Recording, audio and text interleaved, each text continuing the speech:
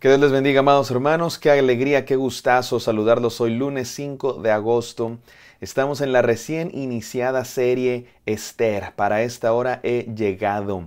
Estamos comenzando a estudiar este libro de la Biblia y la historia de un personaje bíblico, nada más y nada menos que la reina Esther. Seguimos todavía en los devocionales introductorios, todavía ni siquiera entramos de lleno al relato bíblico. Hoy vamos a comenzar hablando de el contexto en el que está ocurriendo esto que está pasando con la reina Esther. ¿Dónde está? ¿Por qué está ahí? ¿De qué va la historia? Y el devocional se titula Viviendo en un país extraño, porque precisamente la historia de la reina Esther no se desarrolla en la tierra prometida, en Jerusalén, en Judea, en el territorio del pueblo de Dios. Esta historia se desarrolla en un país extranjero, en el imperio persa. ¿Por qué están ahí los judíos?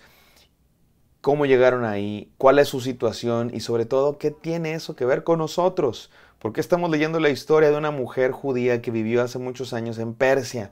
¿Qué tiene eso que ver conmigo? Bueno, vamos a hablar de eso el día de hoy, no sin antes orar. Gracias, Padre Santo, porque eres tú el que nos despierta cada mañana, Señor. Cada rayo de sol, cada respirar de nuestro ser, cada palpitar del corazón, eres tú diciéndonos, Señor, que nos amas, dándonos vida.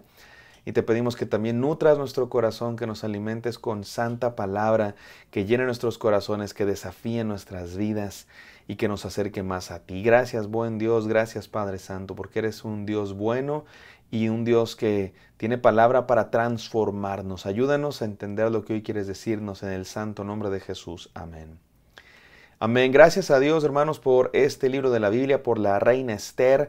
Vamos a Esther 1, capítulo 1, versículos 1 y 2. Vamos a leer el mero principio de este libro. Vamos a ponernos en contexto, vamos a entender dónde se está desarrollando esta historia, cómo llegamos aquí y qué tiene que ver eso con nosotros. Dice así el libro de Esther. Aconteció en los días de Asuero, el Asuero que reinó desde la India hasta Etiopía, sobre 127 provincias, que en aquellos días, cuando fue afirmado el rey Asuero sobre el trono de su reino, el cual estaba en Susa, capital del reino. ¿Quién es Asuero? ¿Dónde están? ¿De qué trata esta historia? Bueno, les cuento.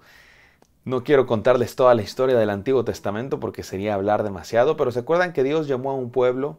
Dios llamó a Abraham, a Isaac y Jacob para que fueran su pueblo y por diversas razones terminaron en Egipto y después los esclavizaron los egipcios y Dios los liberó. Estuvieron 400 años en Egipto y finalmente Dios los liberó en tiempos de Moisés y los trajo de regreso a la tierra prometida, pero estuvieron antes 40 años vagando por el desierto. Cuando finalmente entraron en la tierra prometida, Dios les dio jueces que gobernaran sobre ellos, pero el pueblo se portaba mal y finalmente Dios les dio reyes y se convirtió en un reino, el reino de Israel. Y hubo 3 reyes, el rey Saúl, el rey David, el más famoso de todos los reyes, y el rey Salomón.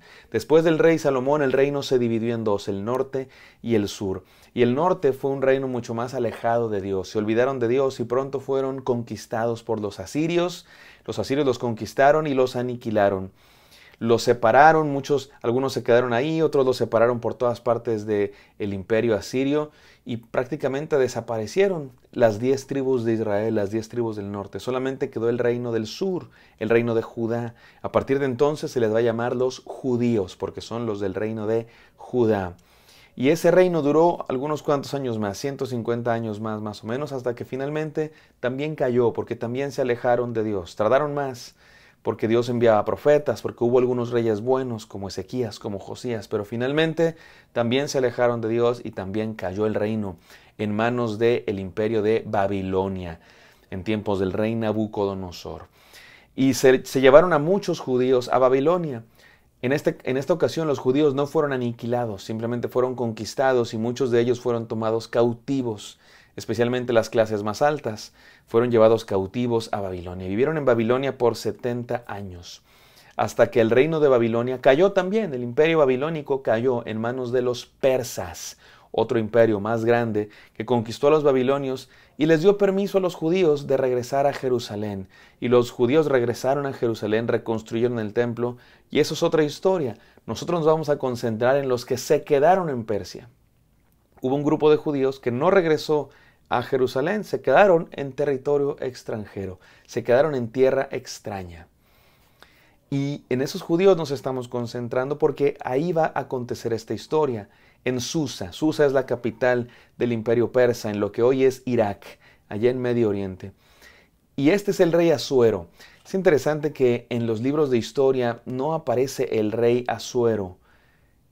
Y muchos se han preguntado por qué. Y parece que la razón es esta. El rey Asuero, en realidad, el nombre Asuero es el nombre que los judíos le daban a un rey cuyo nombre persa es Jerjes. Y ese rey sí que aparece en los libros de historia. Y la mayoría de los historiadores, tanto cristianos como judíos como seculares, tienden a reconocer que es el mismo.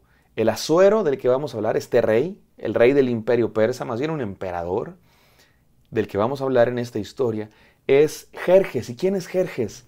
Seguramente tú has escuchado hablar de Jerjes. ¿Te acuerdas de la película 300?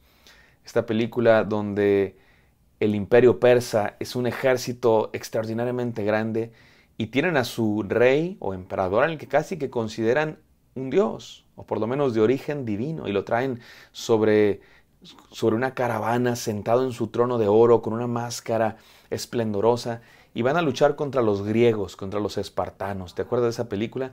300 espartanos, pocos y mal armados, pero con una fuerza tremenda, y 300 soldados espartanos vencen al ejército de miles y miles, de decenas de miles de persas. Es una historia que nos cuenta el historiador Heródoto. Heródoto es uno de los historiadores de la antigüedad que nos habla del rey Asuero, aunque él le llama Jerjes porque ese es el nombre griego, pero los judíos le llamaban Asuero, o por lo menos eso dicen la mayoría de los historiadores. Se trata de este rey, un rey muy poderoso, un rey con un ejército enorme, un rey con un imperio enorme. Gobernaba desde la India hasta Kus. Kus es la región de lo que hoy es Etiopía. Desde la India hasta África. El imperio persa era grandísimo. Había conquistado muchos pueblos, incluyendo Babilonia, incluyendo los judíos, incluyendo Siria, incluyendo una parte de Egipto. Había conquistado montones de territorios y era sumamente poderoso. ¿Y todo eso qué tiene que ver con nosotros? Bueno, ahí dentro de ese imperio vivían los judíos. Y la pregunta aquí es, y esta es la pregunta de este libro, como también es la pregunta del libro del profeta Daniel y de otras partes de la Biblia, ¿cómo mantener tu identidad de creyente en Dios? Son judíos, creen en Dios. No creen en los montones de dioses que creen los persas, ni los babilonios, ni todos los pueblos que los tienen sometidos. Ellos están inmersos en un pueblo extraño. Y la pregunta es, ¿cómo mantener su identidad de creyentes en Dios, rodeados de una cultura pagana que adoran a los dioses, que adoran a los astros, que adoran a los reyes? ¿Cómo mantener su identidad de creyentes en Dios?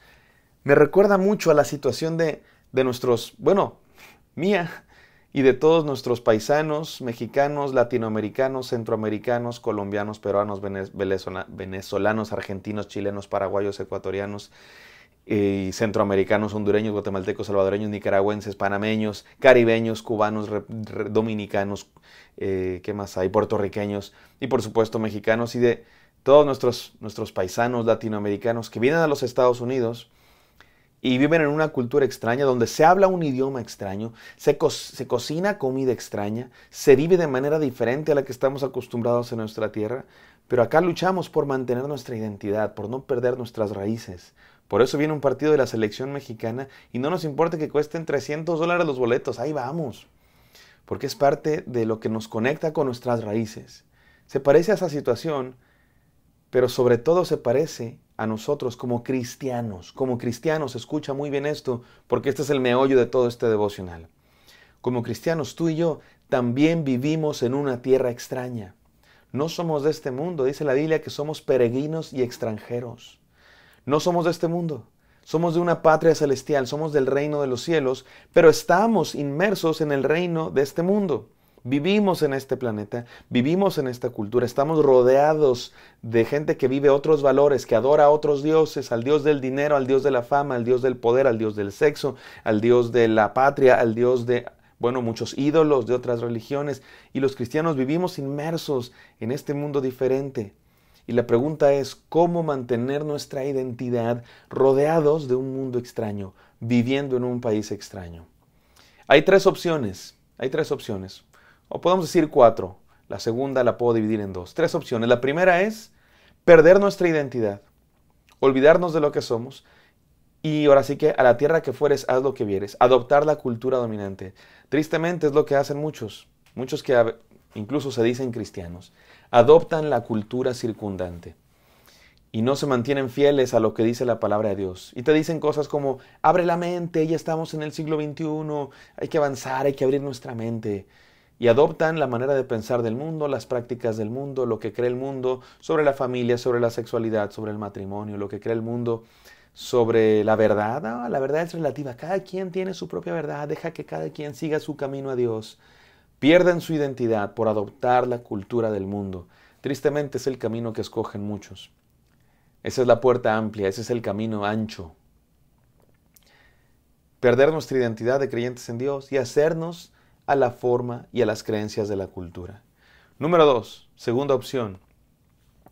Rechazar la cultura dominante, y aquí es donde la voy a dividir en dos, por eso digo que pueden ser 4, ya sea apartándonos completamente. Hay quienes rechazan la cultura y quieren mantener su identidad apartándose, viviendo en una burbuja, no juntándose con nadie. Algunos se apartan literalmente, se van a otras ciudades, a otros pueblos, como monjes, como ascetas, como ermitaños recluidos de la cultura para no contaminarse. Y otros, unos se apartan y otros la rechazan a la cultura de manera beligerante, violenta, con odio. Miran para abajo a los demás, los consideran menos importantes, los consideran combustible para el infierno, paganos, pecadores, irredentos, que lo único que merecen es la ira de Dios y con los que no nos vamos a juntar, al contrario, los vamos a destruir. Hay quienes escogen el camino de la violencia. Aquí están estas 3 opciones. Los que pierden su identidad y se hacen a la forma de la cultura, los que la rechazan apartándose y los que la rechazan con violencia. Yo te propongo un 4º camino o un 3er camino, depende cómo lo veas. Yo te propongo otro camino y es el camino que nos va a proponer el libro de Esther y es el camino que nos propone Jesús también y es el camino que nos propone el profeta Jeremías cuando le escribió una carta de parte de Dios a los exiliados en Babilonia y les dijo, cásense, tengan hijos, construyan casas y oren por el bien de Babilonia. Ahí te va este 4º camino. Mantener nuestra identidad de creyentes en Dios, pero haciendo el bien a la cultura.